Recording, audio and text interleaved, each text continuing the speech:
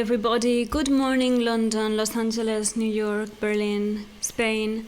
I know there's more of you, but this is essentially my core audience. So hello, welcome.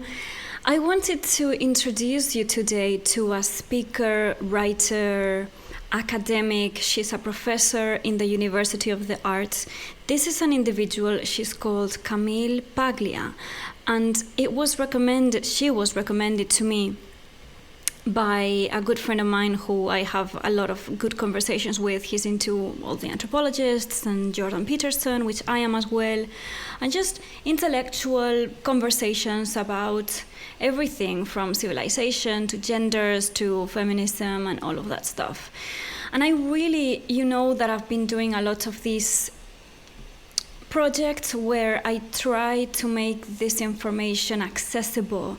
I live in a pop art realm, and my public is a pop public, and I think it's really important for my public to access this sort of thinking and thoughts and perspective without trying to sacrifice their lifestyle going full on into academia, which, to be honest, I'm not interested in that either. I mean, I can listen to it for a couple of hours, but it's different and it requires a lot of concentration, and there's not as much space, it's not as relaxed. So sometimes if you want to just listen to a voice that you know, like mine, look at visuals that you find attractive.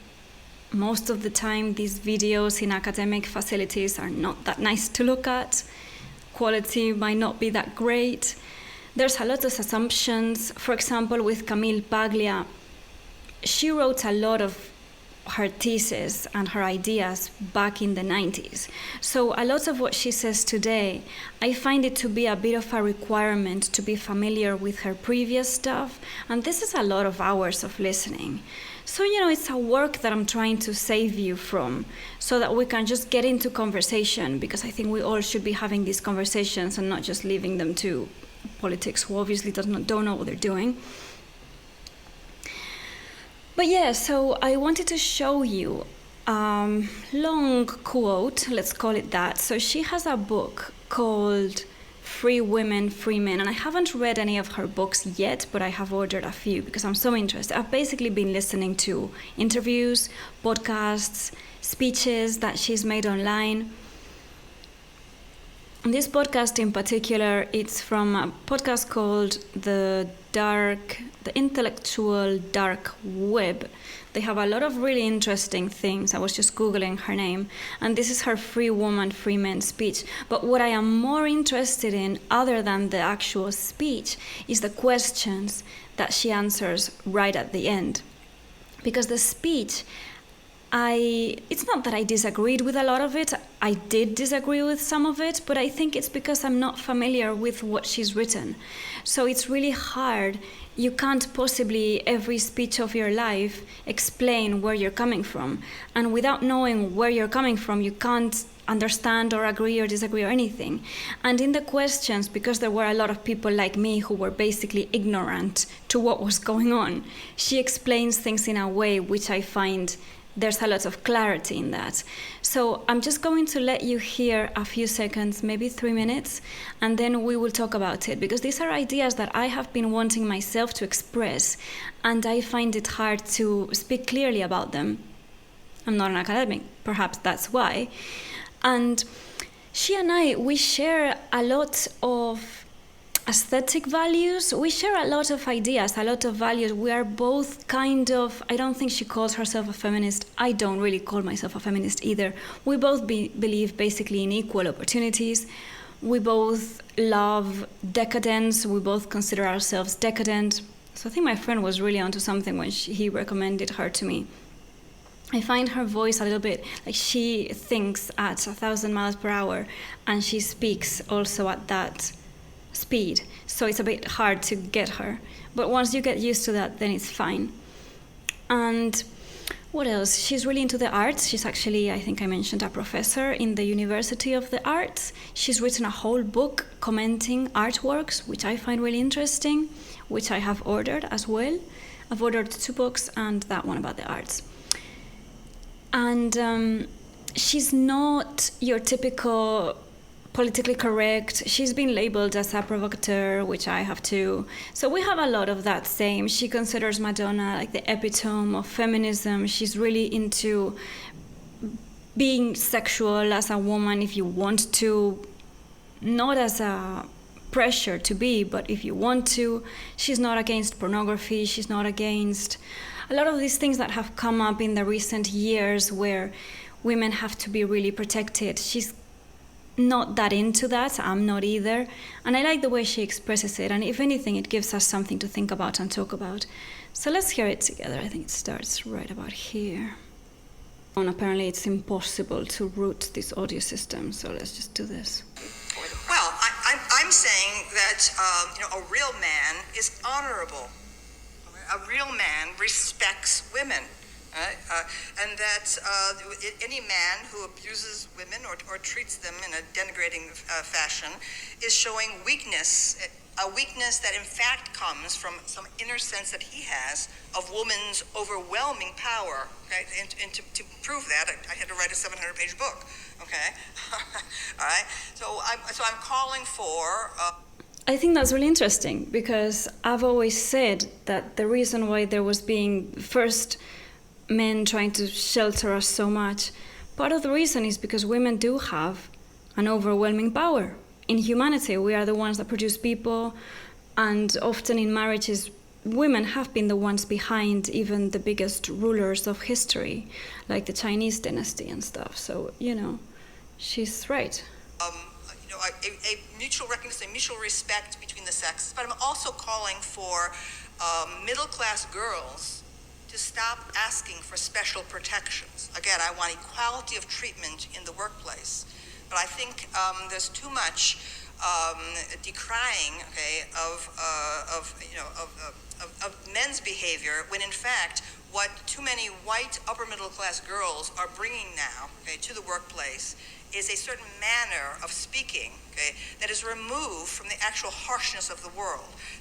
I really agree with that. I think, and I've said before in my whatever you want to call it, I don't even know what to label it anymore, but I've said before that I think that women are being too cautious. They want just things to be too comfortable. They're not used to being strong, and I think what we need is to take responsibility for ourselves. This has nothing really to do with men.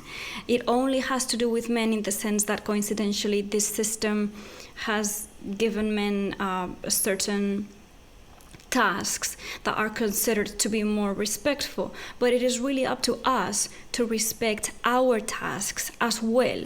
And when I say us, I mean all of us, men, women. I just don't want to distinguish. I don't think we should.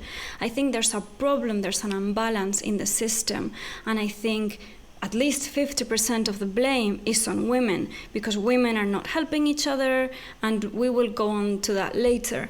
But they have to take responsibility and be more alert and not require this artificial way of doing things.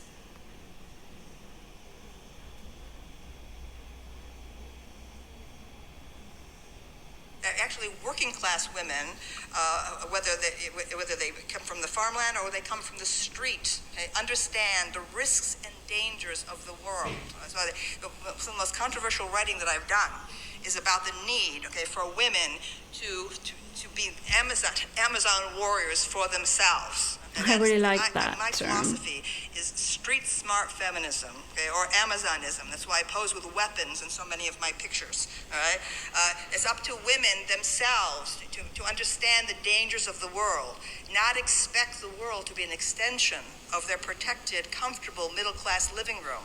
I think that's so important. And that's, I think, what's happened. I see women whose voices aren't strong enough. Women have to learn, not to be embarrassed, to be loud, and to confront when it happens. I see too many cases of women who are dismayed by something which they feel is demeaning and who just accept it. All right, and that is not you. The first time it happens, you speak out. You speak out. You stop it. You're in their face, like immediately. You see? okay? And that's what I believe I represent, okay? I think she's completely right. I think we have to learn. I'm not saying that we are not led to behave this way by society. I think she's missing that point, but maybe she's spoken about that before, so I don't know. But I do think that the way forward is to learn to be strong for ourselves, to respect ourselves enough and to say things and to not, when everybody says you've been a victim, you get frozen. You can't. You don't. Just don't get frozen. And if there is a risk that the other person is going to be confrontational, then there's that risk. And if that person does become confrontational, which is usually why you freeze, is because you think that the guy is going to be aggressive or hit you or something.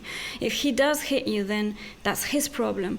But if you can't respond for yourself, that's your problem. And without being in situations where, sure, there might be violence, so I can understand. There's a lot of situations where there's no risk of violence, and you still freeze because you have in your head that you have to be complacent and please everybody. And we just have to get that out of our heads, in my opinion.